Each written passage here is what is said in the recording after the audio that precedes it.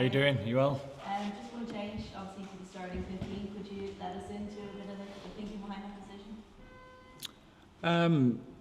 Balance of the squad and the right team to play this game. It's not just about the starting team. It's always about the 23 and the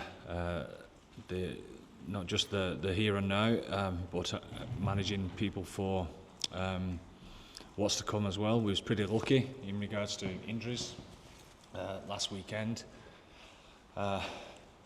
Getting people going who deserve it because of how they've trained is pretty important as well. Obviously, the lack of games with the provinces, etc. Always, all these pieces, they always come together, and at the end of the day, first and foremost, it's about getting a performance against Argentina, but obviously keeping the squad ticking over as well at the same time. What kind of response are you looking to see from the players? Are there any particular areas that you want to see improvements in? Yeah, most. And from ourselves as well. We're all in it together. We're a pretty honest group. I suppose you've seen that throughout the week with the lads coming to meetings like this. We're a pretty honest group. It makes it easy to find solutions and get to the point straight away and make sure that we turn the page as soon as we can. Does last week's results and the performance as well put a little bit more pressure on this week? Pressure's good. It's what concentrates the mind. It's what you see where your character's at, and we want to win all our games, but the opposition are always going to have a say in that, and I think this is perfect because we've got another top draw opposition coming, and we want to test ourselves because we feel like we let a few people down last week. Dave, Rory, then Neil. Hi Andy. Just to follow on Marie's question there, on the back of the disappointing result, disappointing performance, is it a case that you can't wait for the next game to come to try and eradicate some of the problems from the previous game?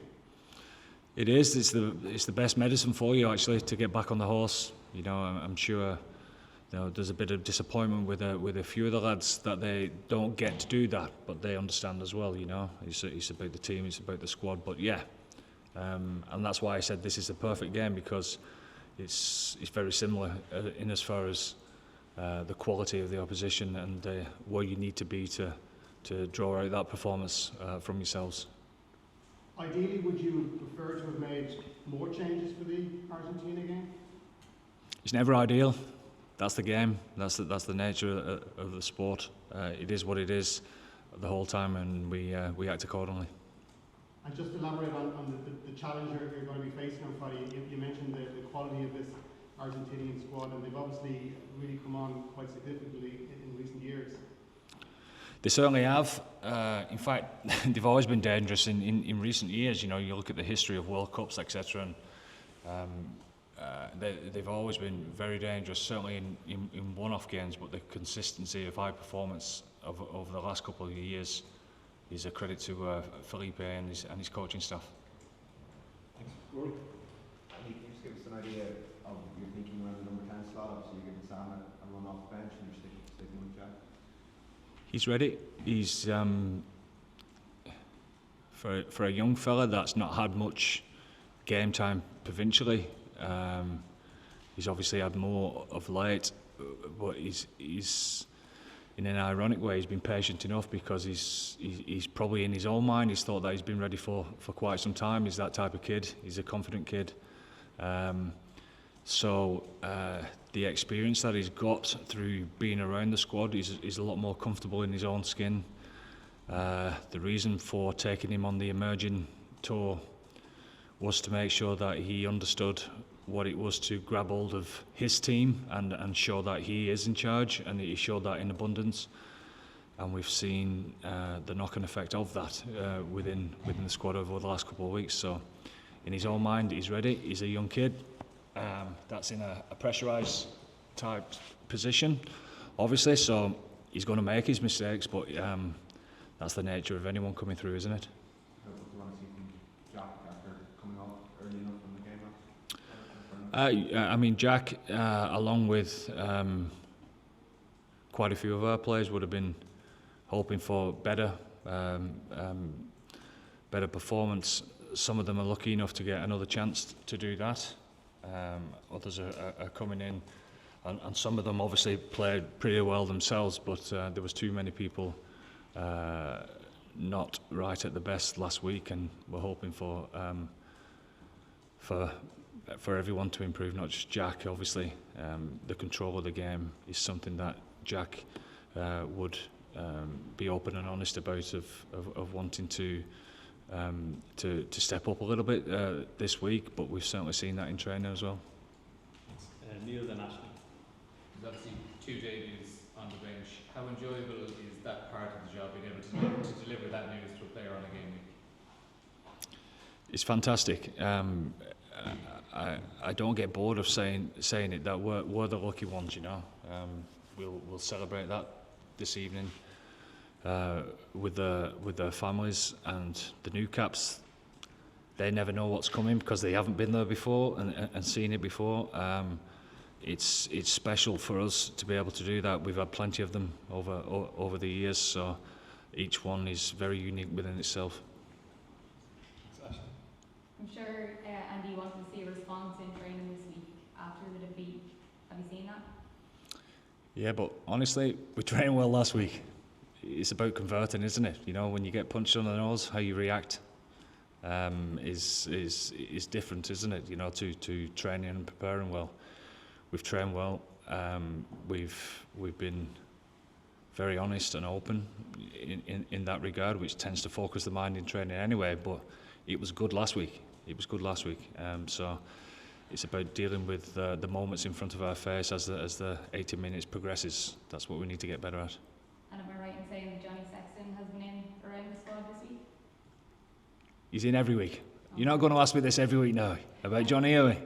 You'll get fed up of being mentioned himself, like, you know. He's in every week. He's in every week. What do you hope his influence is? I've seen his influences certainly with the kickers. They certainly come on in the last couple of weeks just by a bit of routine, a bit of support, bit of mentoring, etc. That's not just for the kickers; that's across the board as well. Thanks. Murray, are you good? I'm okay for now. Okay. All right, any other live questions? Yeah, Park. Aye. Can you enlarge on Keane and his contribution to Ireland as a player, as a person within? Yeah, and that's the right thing, really, as the player and the person. I mean, the utmost respect doesn't do it justice. It's been a pleasure to be able to coach him. I was thinking back this morning in regards to my time with Keane when I coached Keane for the first time. It was 2013 on the Lions tour, and I was amazed at his athleticism. I mean, he would have been right in his pump at that stage in 2013, you know. And if you remember rightly, he got a terrible ankle injury, and the tour was taken away from him. It was made for him, that type of tour. He's been a world-leading loosehead throughout his career, hence why I talk about 2013 and Lions, etc. But the transition that he's made in the last number of years in how he's not just accepted but relished the responsibility of being a mentor to somebody like Andrew Porter in the first instance. I mean, he's probably Keane of 2013, isn't he? You know, he's probably a world-class loosehead, and Keane's part of the reason for that. You know, he's been selfless in that regard. Just watching him over the last couple of weeks, how he is with Jack Boyle, is priceless to see. You know, so I have the utmost respect. He's been a legend of our squad for all these years now, and he continues to be so. Okay, that's it for the live embargoed section, and the rest, unembargoed, and the